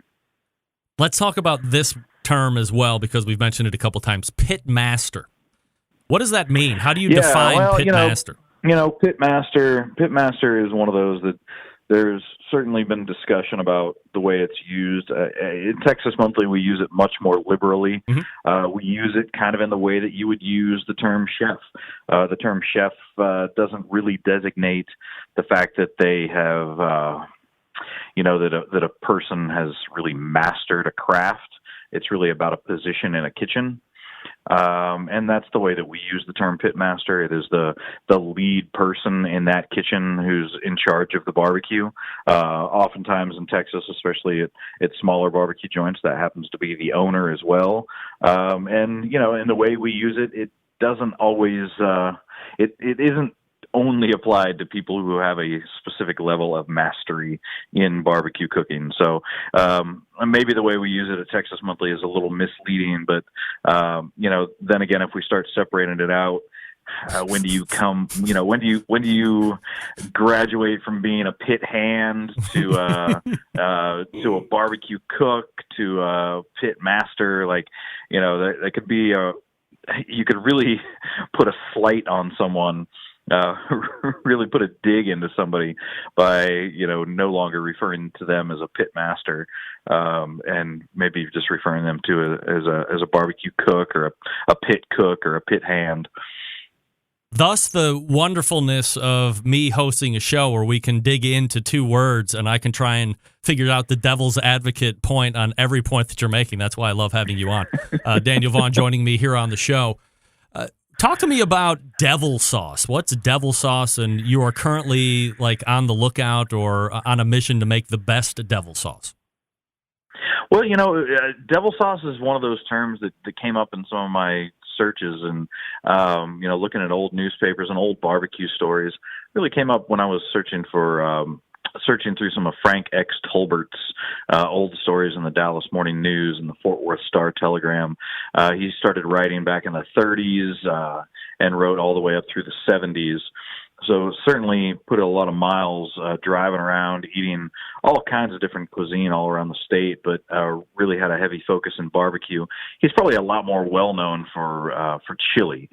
He founded a chili competition in Terlingua, a really famous one, and he had there's still a restaurant here that bears his name, Tolbert's in Grapevine, that's famous for their chili, or they don't really call it chili, they call it their bowl of red, which designates the fact that it's it is ground meat and roasted chilies rather than being a bean soup. And so anyway, Frank Tolbert, as he was going around the state, he would write in detail about some of the different barbecue that he would encounter. And one of those things that he talked a lot about was a devil sauce. And he always seemed to be chasing this devil sauce of a guy named Will King Solomon. Great name, but Will King Solomon, we don't know much more about him than the fact that he was a barbecue cook in East Texas in the 30s and 40s. And he had this sauce that it was a thin, vinegary sauce with a little tomato, a lot of chili peppers, and certainly a lot of heat to it. And, in Frank's writing, he would talk longingly about the sauce and the fact that he was so sad he never got a recipe for it. But he would find these other devil sauces from these other pitmasters, and it was always a comparison back to how well did it compare to Will King Solomon sauce. And he would again ask for different recipes, and some pitmasters would give him the recipe, some would hold it back, and he published a few of them.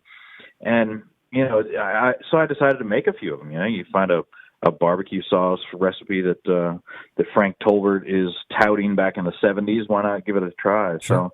So I made it, and I made one of them that he said was particularly close to Will King Solomon's, and it was good. It just wasn't all that spicy. And some of the ways he had described the sauces that he was trying, these other devil sauces, that some were so hot that you had to put an ice pack between your shoulder blades to be able to down it comfortably.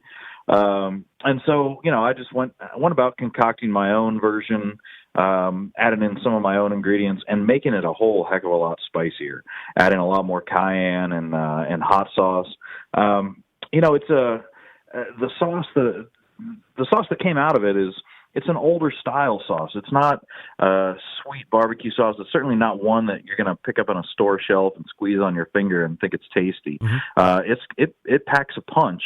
And, one of the ways in which I like to judge barbecue sauces, especially barbecue sauces that I'm going to use on barbecue, rather than on French fries or something else, yep, is the sauces that I generally prefer are ones that I don't like on their own.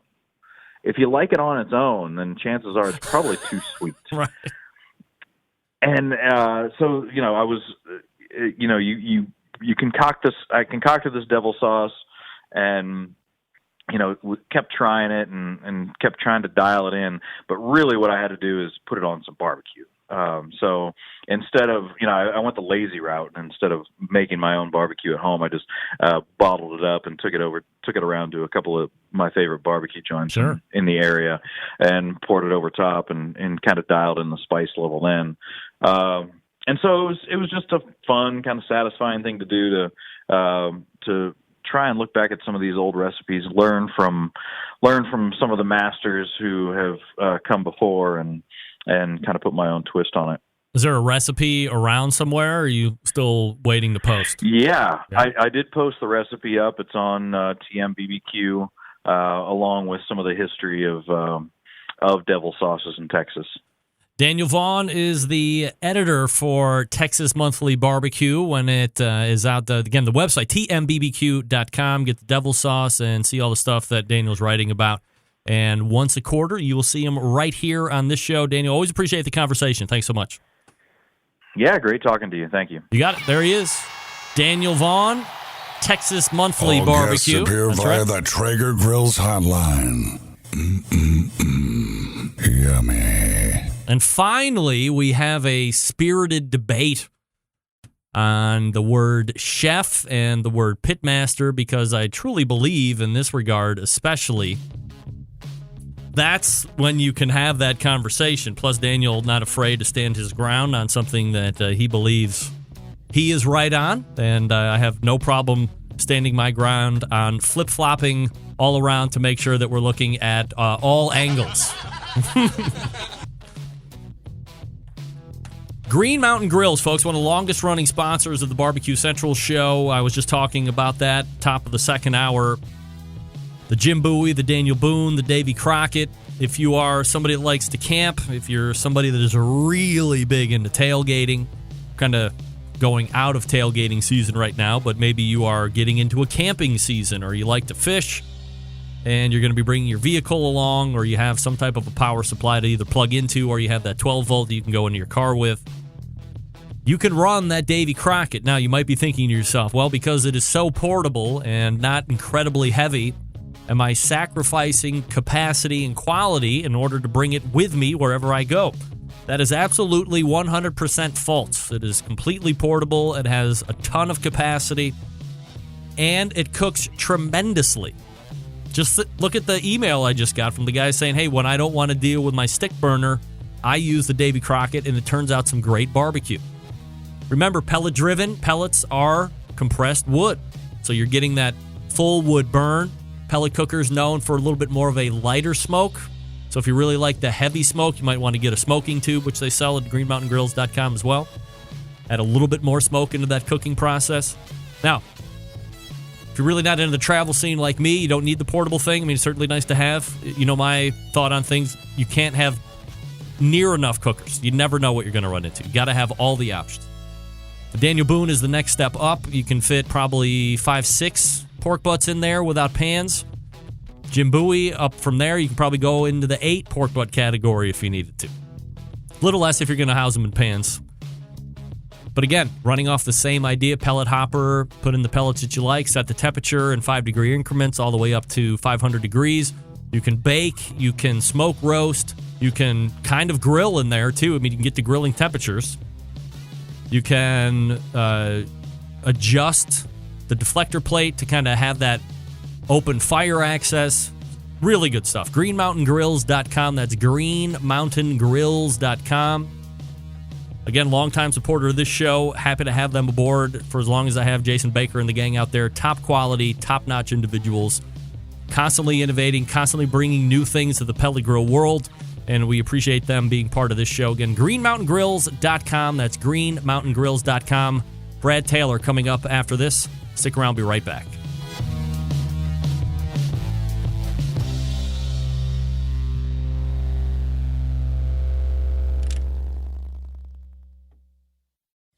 Continuing to produce incredibly mediocre content in an exceptionally professional way. You're listening and watching the Barbecue Central Show. Once again, here's your host, Greg Rempe. The segment brought to you by Fireboard. Monitor up to 6 different temperatures simultaneously. What? Yeah, you heard me. 6 different temperatures simultaneously. You can connect to Wi-Fi or cloud-based monitoring, or connect via the Bluetooth. The red, white, and blue hoo-hoo tooth. And if you have Alexa or the Google Assistant in your Hizzle, you are in luck because Fireboard fully integrated with both. Find out more by visiting fireboard.com. That's F-I-R-E board, fireboard.com, or call 816-945-2232. That's 816-945-2232. Helping me close the show tonight, owner of a barbecue restaurant called BBQ for Life, located in Boise, Idaho. You would recognize the name because I covered the story last week about his likeness being used by Dickey's Barbecue Pit on their, I think, to-go bags. Without his consent, of course. So let's learn a little bit about this whole deal, how it has since been resolved. We head to the Traeger Grills hotline and welcome first-timer to the show, Brad Taylor. Brad, how are you, buddy? How's it going? I'm good. How are you? Yeah, doing absolutely fabulous. Appreciate you making time for the show this evening, Brad. And when it was brought to your attention that something that appeared to be you, your knuckles kind of gracing that Dickey's Barbecue Pit bag. Where were you? How did you find out? And then we'll kind of build in from there. So January of last year, I started getting random emails from people, saying, wow, I didn't know you were working with Dickey's. And clearly I wasn't working with Dickey's. So I went to a local one here and walked in and asked if I could buy one of the cups. And so the lady handed me the cup, and I kind of held it up to her, and she goes, why are you on our cups? And I said, that's a great question. I'd like to know. So, I started kind of digging into it and found out that the artwork was all related to their 75-year anniversary. So I knew it had I assumed it had a shelf life on it anyways. I had spoken with a trademark lawyer and all of that stuff, and just at the time, I didn't have the money to do anything, and through the course of all of that, I knew that one of the, local places knew about it. So I'm sure they probably called corporate and said, hey, this is going on. So I just let it rest and got back to work. Our restaurant's been growing like crazy anyway, so I didn't have a ton of time to deal with it. And it all sort of disappeared, so I didn't think about it anymore. And about a month ago or something like that, I happened across the Dickey's catering, and all of the bags were there with my ugly mug and my knuckles on it. What did you think? Like, how do they come across? You think they were just like Google imaging barbecue stuff to stick on bags, and they saw you? And I mean, certainly, I'm showing your picture up here, and then I'm doing a close up on the fingers. You certainly have a unique look when it comes to marketing and catchy stuff as it relates to barbecue specifically. I mean, that's their business, right? So do you think they just did like a Google image and just stuck it on there? If I had to bet money on how it happened, my bet would be that, some new graphics guy got the project put in their lap and went online and Googled a bunch of barbecue images and, thought, oh, look, that looks really cool. I like that guy's knuckles. I'm going to use that, and just ran with it, and nobody ever double-checked it, and they went ahead and used it all. Any flattery? That would be my assumption. Any flattery on your part, or just trying to figure out how the hell you could get it off there potentially?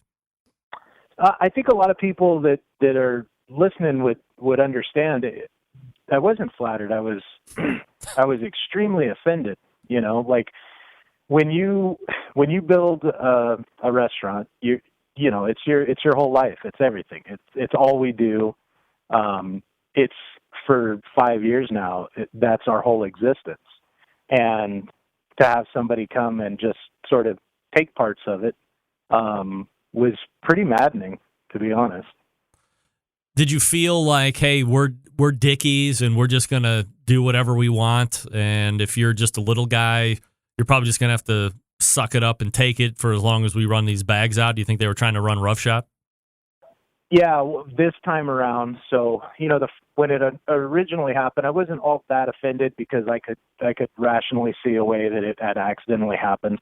But this time around, that's when it really got under my skin, and I kind of put it out there that, hey, this is kind of a jerk move.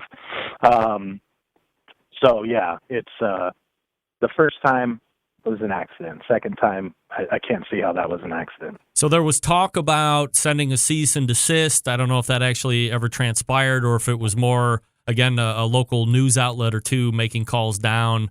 How does it end up resolving itself this time, or has it not? So, well, they actually put out a statement in regards to the whole issue. They didn't apologize. They said, hey, we were a small business once, and we love small businesses and competition. We don't like this confusion either, so we're going to discontinue using the bags in the Boise market and other markets. So it did no apology, and no, we're definitely pulling it from everywhere, just sort of a vague, well, we're going to pull it from your market and maybe some others. So I did see the words hardcore carnivore above your likeness as well. I associate those words with somebody else in the barbecue and grilling industry, Jess Pryles, who appears on the show from time to time. Was there anything else on that bag that you saw that might have pertained to somebody else in the industry? So once I had put it, well, not in the barbecue industry that I saw, but the bulk of that artwork is actually taken from a graphic designer's project from 2012. Wow. And she said she somehow saw my post and said, hey, that was my work, and they don't have my permission to be using it either. So, wow. So yeah, just the whole, and like I said, I can see where, it could have coincidentally happened, I guess. But it doesn't look like they actually cared if they were taking somebody else's stuff anyways. So let me play devil's advocate here just for a second. If the second time when they get contacted, they contact you privately and say, hey, Brad, this is Dickie from Dickie's Barbecue Pit. Can we keep the likeness and the knuckles on the bag?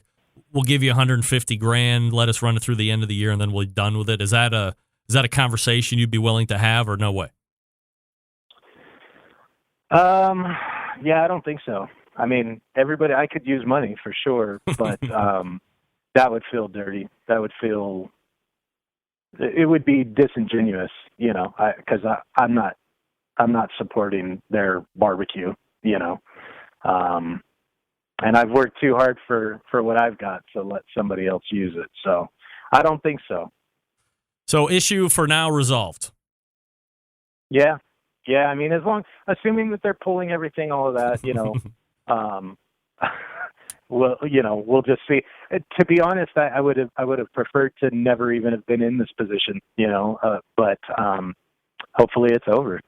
Hey, you get on the Really Big Barbecue show when you're in this position. That's great, yeah, right? No doubt. That's pretty awesome. So let's talk about Barbecue for Life, the restaurant. The website, by the way, BBQ, the numeral 4life.net. That's .net, so check that out here while we're talking. What kind of a barbecue culture is in Boise? So there isn't.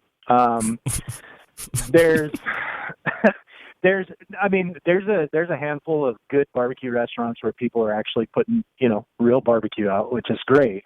But, aside from competition-influenced backyard barbecue people, there's no barbecue culture here whatsoever.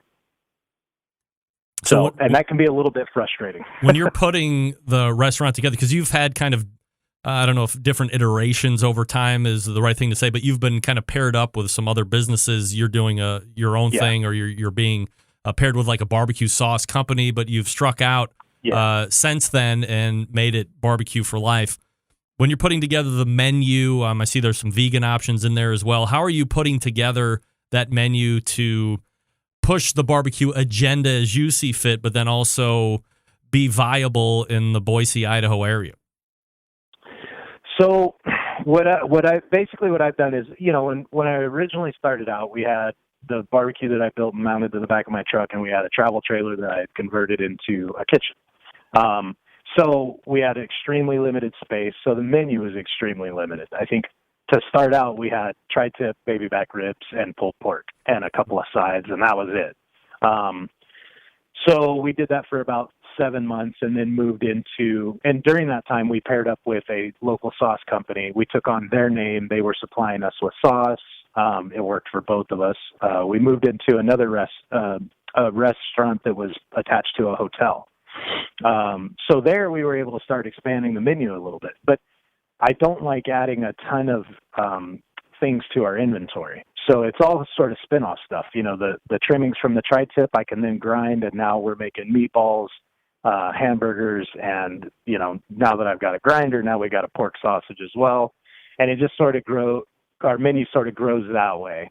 So I haven't added too many traditional sort of barbecue items to the menu. It's more like, you know, we do our own pastrami from the ground up, starting with tri-tip, and we do our own bacon from the ground up. So, you know, it's getting there. People are definitely, barbecue is still getting more and more popular as time moves on. So it's changing a little bit, which is nice. Did you go to culinary school? Are you a chef, or are you just a guy that likes to cook and have mastered the craft? No, sadly, I mean, if you go back, say even 2008, I was a complete food moron.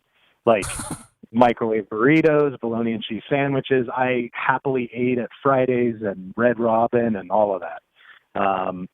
And then a friend of mine was getting into competition barbecue and brought me along, and then I got hooked, and it just sort of grew from there. And that's sort of where the barbecue for life thing comes from. You know, when you're finishing up, you've done turn-ins, and now you got to clean up camp and get ready to, you know, kill time between waiting for awards. All of that really frustrating time, I would sarcastically say barbecue for life, you know, to the other guys on the team. So that's where that part came from. But yeah, I had no food training. No, I had never worked in a restaurant. Just, you know, 4 hard years of competition barbecue. Is tri-tip the most popular meat dish on the menu? No, it's actually, so we do a little meat sampler with baby backs, tri-tip, and pulled pork, and that sells the most. And then second is probably all the different variations of pulled pork between the sandwiches, a couple other sandwiches and stuff. But the tri-tip does pretty well too. When did you decide to put BBQ, the numeral 4, and life on your knuckles? So that was in 2014, probably right at the beginning of summer. I think I had just talked to a couple of the guys that I used to cook with, and, you know, we had said it during that conversation. And later on that day, I just happened to be looking at my hands, and I was like, holy crap, it would actually fit on my knuckles. So I did it, and then sent the picture to them so that they could get a kick out of it. And that's really it. There's nothing much more to it. I guess you could say that at that point, my whole life and my wife's whole life was all about barbecue. So, you know, maybe part of me was like, all right, if you're really committed to this, let's do this. Pretty genius. How bad did that hurt? It actually hurt a lot. Yeah, I bet. I was really surprised at how much it hurt. And I haven't been tattooed since. Those aren't your only tattoos, but that was the one that drove you out of getting tattoos. Yeah, that was good for me. I'm probably good till I come out of my midlife crisis. Maybe then I'll get another one. If you are in Boise, Idaho, you want to check out BBQ for Life. Again, the website is BBQ, the numeral 4, life.net. Again, that's bbqforlife.net, and it's Brad Taylor who owns the place. Brad, really appreciate the time tonight. Thanks so much for doing it. Thank you. I appreciate you paying attention to it. You got it. Absolutely. Brad Taylor, everybody. BBQ for Life. All guests appear via the Traeger Grills hotline. WWF. Yummy. NWO for life. Yeah. What a great story that he is. Let me tell you something. I don't want to sit here and brag on how great first-time guests are, but let me recount. As first-time guests go, Brad Taylor wins. Got out with 30 seconds to spare, didn't overtalk, didn't get lost in thought, engaging, charismatic, good storyteller, all things from a host standpoint that makes you radio gold. Whether you do it on the internet, whether you do it on terrestrial or satellite or whatever, if you want to know what a good guest sounds like, he sounds like Brad Taylor. Right there. Especially impressed with the non-over-speaking or over-storytelling. Succinct, to the point, not undersharing, but not oversharing. Great stuff. Thank you, Brad. Appreciate that. So let me tell you about the National Barbecue and Grilling Association, the IMBBQ2018.com. That's the website if you want to check it out. Middle of next month, I will be flying in on the 14th, which is a Wednesday evening, setting up the live remote. Maybe getting some people in to test it out with. And then Thursday, Friday, Saturday of March, I will be doing live shows from the IMBBQ 2018 conference. Current guests locked in already weeks in advance on Friday.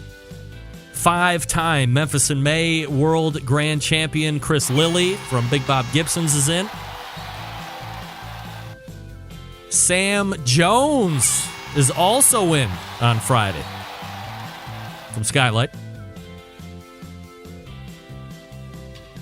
Also in the mix, the barbecue podcast luminaries, such as Sean Walchef from Cali Comfort Barbecue and Behind the Smoke, Barbecue War Stories. Of course, my man Yanni will be in from Best Barbecue. Yanni is in. And his man Stover. They will be covering the National Barbecue and Grilling Association. So looking forward to catching up. There's a very good chance that we'll have a live podcast summit on either Thursday or Saturday.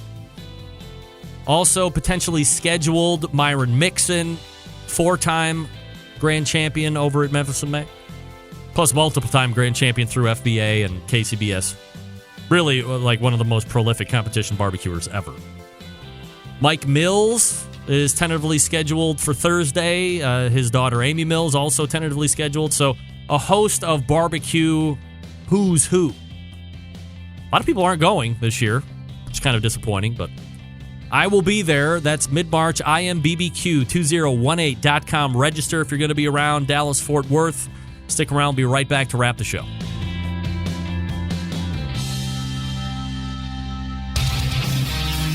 Whole packers, full racks, legs and thighs, injecting butts. If you've never heard this before, you might think you found the best XXX show ever. Let's get back to the most homoerotic host out there today, Greg Rempe. All right, welcome back. Email from John Dawson. Brad is gold is the subject. His tri-tip sandwich, seriously legit. Thank you, John. John actually lives in Boise. One of the few. The hinterlands, as he would say. All right, let's go ahead and break out. All the way back in the first hour, we talked with none other than Steven Raichlen. A little bit abridged, but that's all right. BarbecueBible.com. He is getting ready to shoot Project Fire starting tomorrow. TV show. That's going to start airing Memorial Day weekend. Look forward to that. Early March, his Italian barbecue and grilling show is going to start airing in Italia, if you live out there. Then we talked with Paul Shoddy. He's going to be trying out the competition chops at Houston Livestock Rodeo. Second hour, we talked with Daniel Vaughn, TMBBQ.com, about Tootsie getting nominated for that, or being a semifinalist for a James Beard Award, as well as some other barbecuers. And we ended the show with Brad Taylor from Barbecue for Life in Boise, Idaho, with his likeness being ripped by Dickies. Week. Big show planned for you next week already. So let me leave you with this. September 11th, 2001. I will never forget. And until we meet again next week, this is your program host and proud U.S. American, Greg Rempe. Good night now.